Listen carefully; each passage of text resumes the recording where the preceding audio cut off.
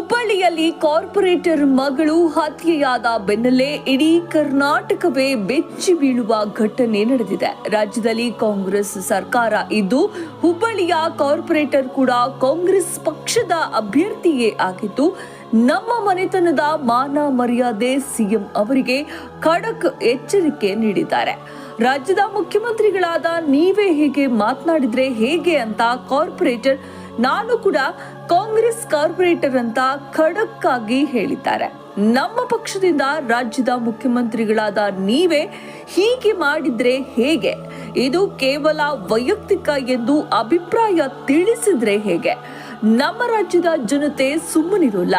ಈ ಬಗ್ಗೆ ನೇಹಾ ತಂದೆ ಮಾಧ್ಯಮಗಳೊಂದಿಗೆ ಸ್ಪಷ್ಟವಾಗಿ ತಿಳಿಸಿರುವ ಮಾಹಿತಿ ಏನು?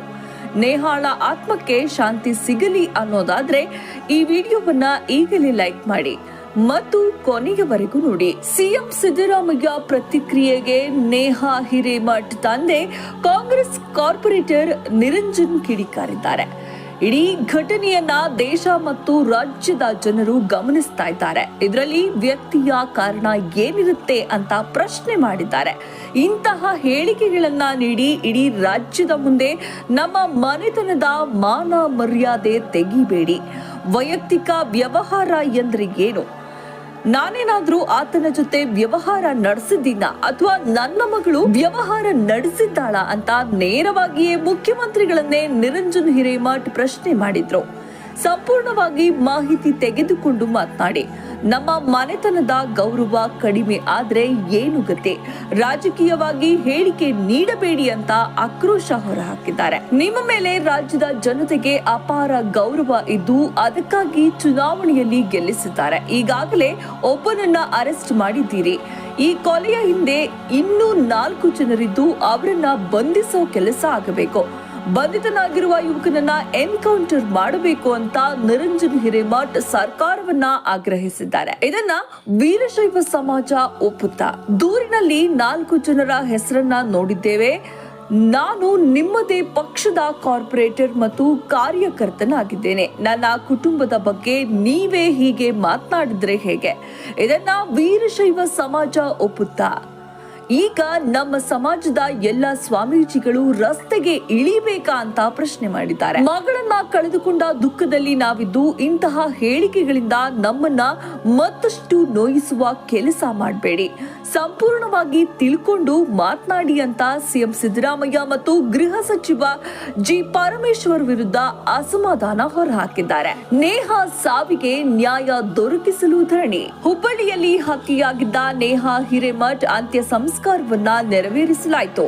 ವೀರಶೈವ ಜಂಗಮ ವಿಧಿವಿಧಾನಗಳಂತೆ ಅಂತ್ಯಕ್ರಿಯೆ ನಡೆಯಿತು. ನೇಹಾ ಅಂತ್ಯ ಸಂಸ್ಕಾರದ ವೇಳೆ ಕುಟುಂಬಸ್ಥರ ಆಕ್ರಂದನ ಮುಗಿಲು ಮುಟ್ಟಿತು. 9 ಬಾರಿ ಚುಚ್ಚಿ ಕೊಂದಿದ್ದ ಪಾಗಲ್ ಪ್ರೇಮಿ ಫಯಾಜ್ ವಿರುದ್ಧ ವಿದ್ಯಾರ್ಥಿಗಳು ಪ್ರತಿಭಟನೆ ನಡೆಸಿದ್ರು. ಹುಬ್ಬಳ್ಳಿ, ಧಾರವಾಡ, ಬಾಗಲಕೋಟೆಯಲ್ಲಿ ಪ್ರತಿಭಟನೆ ನಡೆಸಿ ಆಕ್ರೋಶ ಹೊರಹಾಕಿದ್ರು. ಫಯಾಜ್ ಒಬ್ಬ ಮನುಷ್ಯ ಅಲ್ಲ, ರಾಕ್ಷಸ. ಫಯಾಜ್ನನ್ನ ರಸ್ತೆಯಲ್ಲೇ ಎನ್ಕೌಂಟರ್ ಮಾಡಬೇಕು.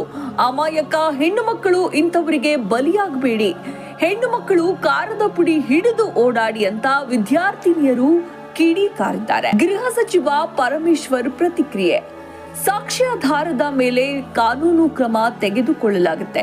ಎಲ್ಲವನ್ನ ರಾಜಕೀಯ ದೃಷ್ಟಿಯಿಂದ ನೋಡಬಾರದು. ಪರಸ್ಪರ ಪ್ರೀತಿ ಮೇಲೆ ಆಗಿರುವ ಘಟನೆ ಇದಾಗಿದೆ. ಹುಬ್ಬಳ್ಳಿಯಲ್ಲಿ ನಡೆದ ಹತ್ಯೆ ಲವ್ ಜಿಹಾದ್ ಪ್ರಕರಣ ಅಲ್ಲ ಅಂತ ತುಮಕೂರಿನಲ್ಲಿ ಗೃಹ ಸಚಿವ ಪರಮೇಶ್ವರ್ ಪ್ರತಿಕ್ರಿಯೆ ನೀಡಿದ್ದಾರೆ. ಒಂದು ಸಮಾಜವನ್ನ ದೂಷಿಸಬಾರದು. ನೇಹಾ ಹತ್ಯೆ ವೈಯಕ್ತಿಕವಾದ ಘಟನೆ. ಅದನ್ನ ನಾವು ತೀವ್ರವಾಗಿ ಖಂಡಿಸ್ತೀವಿ. ಕೊಲೆ ಮಾಡಿದವರ ವಿರುದ್ಧ ನಿರ್ದಾಕ್ಷಿಣ್ಯವಾಗಿ ಕ್ರಮ ತೆಗೆದುಕೊಳ್ತೀವಿ. ಕಠಿಣವಾದ ಶಿಕ್ಷೆ ಕೊಡಿಸುವ ಕೆಲಸ ನಮ್ಮ ಸರ್ಕಾರ ಮಾಡುತ್ತೆ. ಈ ರೀತಿಯ ಘಟನೆಗಳು ಎಲ್ಲ ಕಡೆ ಆಗುತ್ತೆ. ಒಬ್ಬ ವ್ಯಕ್ತಿ ಮಾಡಿದ ತಪ್ಪಿಗೆ ಒಂದು ಸಮಾಜವನ್ನ ದೂಷಿಸಬಾರದು.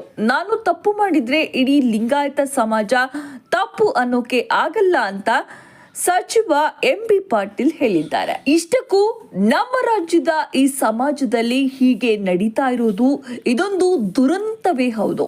ಈ ಬಗ್ಗೆ ನಿಮ್ಮ ಅಭಿಪ್ರಾಯ ಏನು? ಕಮೆಂಟ್ ಮಾಡಿ ತಿಳಿಸಿ.